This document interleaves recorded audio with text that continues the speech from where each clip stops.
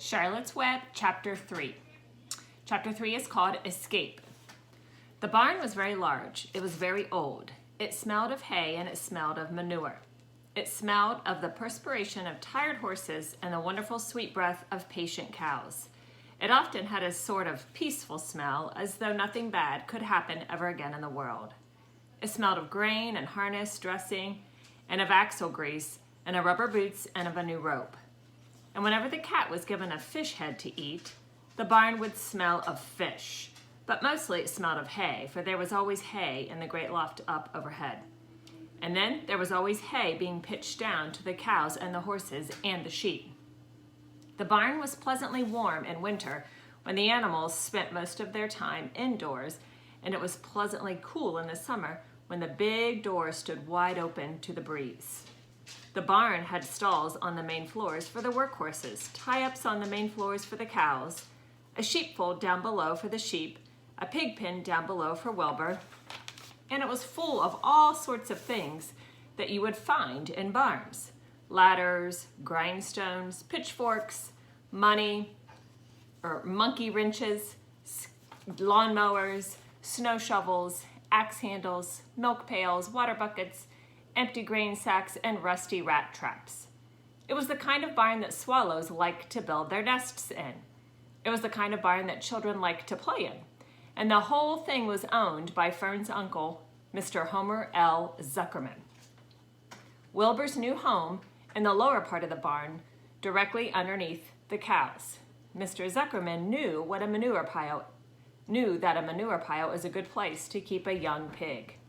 Pigs need warmth, and it was warm and comfortable down there in the barn cellar on the south side. Fern came almost every day to visit him. She found an old milking stool that had been discarded, and she placed the stool in the sheepfold next to Wilbur's pen. Here she sat quietly during the long afternoons, thinking and listening and watching Wilbur. The sheep soon got to know her and trust her.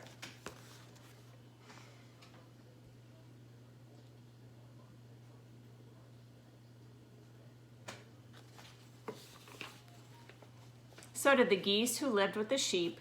All the animals trusted her, so she was quiet and friendly. Mr. Zuckerman did not allow her to take Wilbur out, and he did not allow her to get into the pig pen.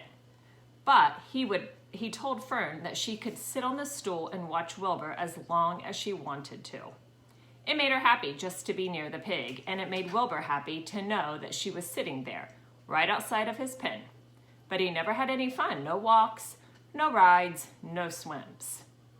One afternoon in June, when Wilbur was almost 2 months old, he wandered out into a small yard outside the barn. Fern had not arrived for her usual visit. Wilbur stood in the sun, feeling lonely and bored. There's never anything to do around here, he thought. He walked slowly to his food trough and sniffed to see if anything had been overlooked at lunch. He found a small strip of potato skin and he ate it. His back itched, so he leaned against the fence and rubbed against the boards. When he was tired of this, he walked indoors, climbed to the top of the manure pile, and sat down. He didn't feel like going to sleep. He didn't feel like digging. He was tired of standing still, tired of lying down.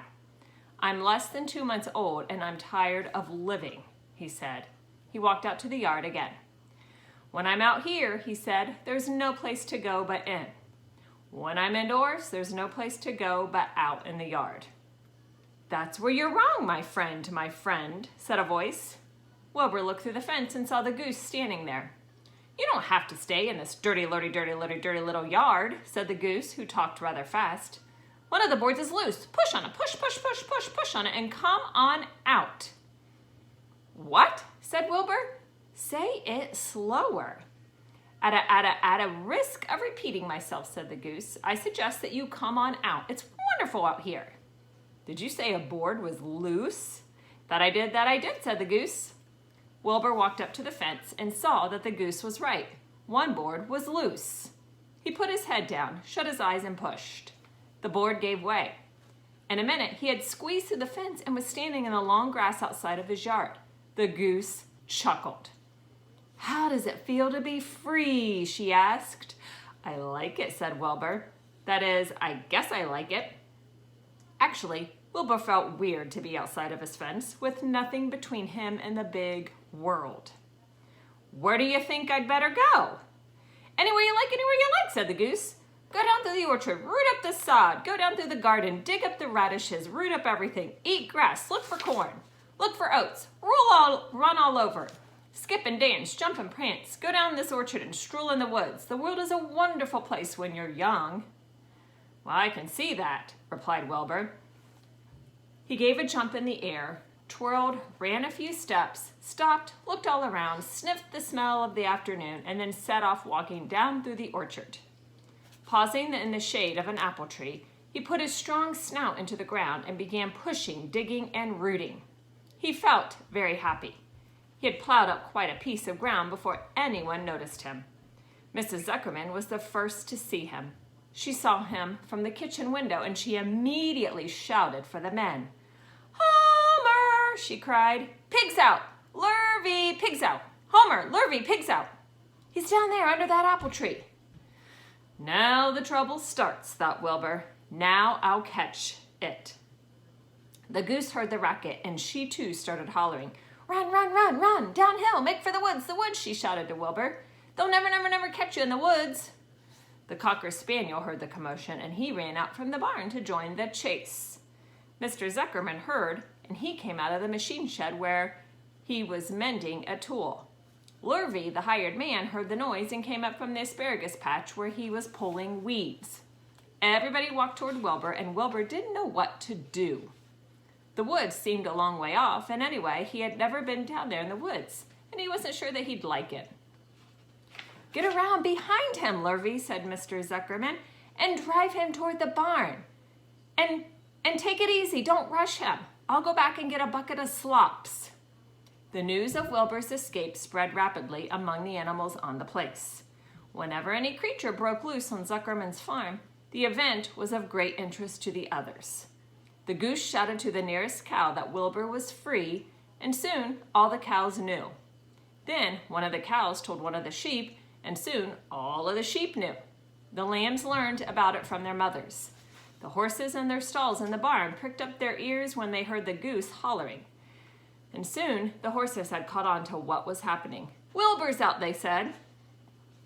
Every animal stirred and lifted its head and became excited to know that one of his friends had got free and was no longer penned up or tied fast.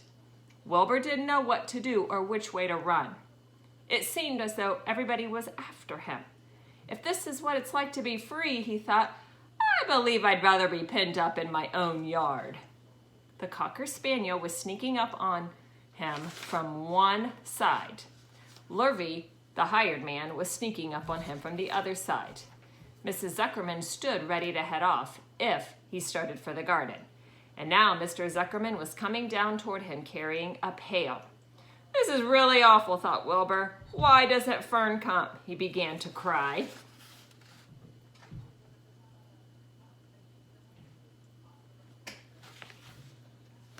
The goose took command and began to give orders. "Don't just stand there, Wilbur. Dodge about," cried the goose. "Skip around, run toward me, slip in and out, in and out, in and out, make for the woods, twist and turn."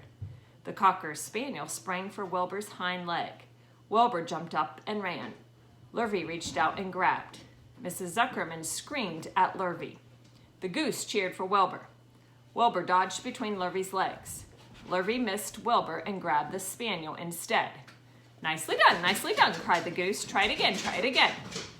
"Run downhill," suggested the cows. "Run toward me," yelled the gander. "Run uphill," cried the sheep. "Twist and turn," honked the goose. "Jump and dance," said the rooster. This is a great picture.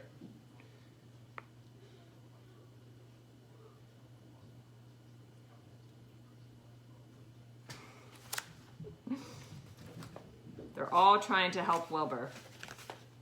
"Look out for Lurvy," called the cows. "Look out for Zuckerman," yelled the gander. "Watch out for the dog," cried the sheep. Listen to me," screamed the goose. Poor Wilbur was dazed and frightened by all this hullabaloo. He didn't like being the center of all this fuss. He tried to follow the instructions his friends were giving him, but he couldn't run downhill and uphill at the same time. and he couldn't twist and turn when he was jumping and dancing, and he was crying so hard he could barely see anything that was happening. After all, Wilbur was a very young pig, not much more than a baby, really. He wished Fern were there to take him in her arms and comfort him. When he looked up and saw Mr. Zuckerman standing quite close to him, holding a pail of warm slops, he felt relieved. He lifted his nose and he sniffed. The smell was delicious. Warm milk, potato skins, wheat middlings, Kellogg's cornflakes, and a popover left from Zuckerman's breakfast. "Come, Pig," said Mr. Zuckerman, tapping the pail. "Come, Pig." Wilbur took a step toward the pail. No, said the goose. "It's the old pail trick, Wilbur. Don't fall for it, don't fall for it. He's trying to lure you back into captivity. He's appealing to your stomach." Wilbur didn't care. The food smelled appetizing. He took another step toward the pail.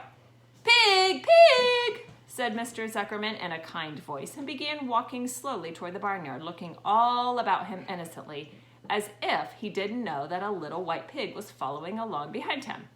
"You'll be sorry," called the goose. Wilbur didn't care. He kept walking toward the pail of slops. "You'll miss your freedom," honked the goose. "An hour of freedom is worth a barrel of slops." Wilbur didn't care. When Mr. Zuckerman reached the pig pen, he climbed over the fence and poured the slops into the trough. Then he pulled the loose board away from the fence so that there was a wide hole for Wilbur to walk through. "Reconsider, reconsider," cried the goose. Wilbur paid no attention. He stepped through the fence into his yard. He walked to the trough and took a long drink of slops, sucking in the milk hungrily and chewing the popover. It was good to be home again. While Wilbur ate, Lurvy fetched a hammer and some 8-penny nails and nailed the board in place. Then he and Mr. Zuckerman leaned lazily on the fence, and Mr. Zuckerman scratched Wilbur's back with a stick. "He's quite a pig," said Lurvy. "Yes, he'll make a good pig," said Mr. Zuckerman. Wilbur heard the words of praise. He felt the warm milk inside of his belly. He felt the pleasant rubbing of the stick along his itchy back. He felt peaceful and happy and sleepy. This had been a tiring afternoon. It was still only about 4 o'clock, but Wilbur was ready for bed. "I'm really too young to go into the world all alone," he thought as he laid down. That's the end of chapter 3.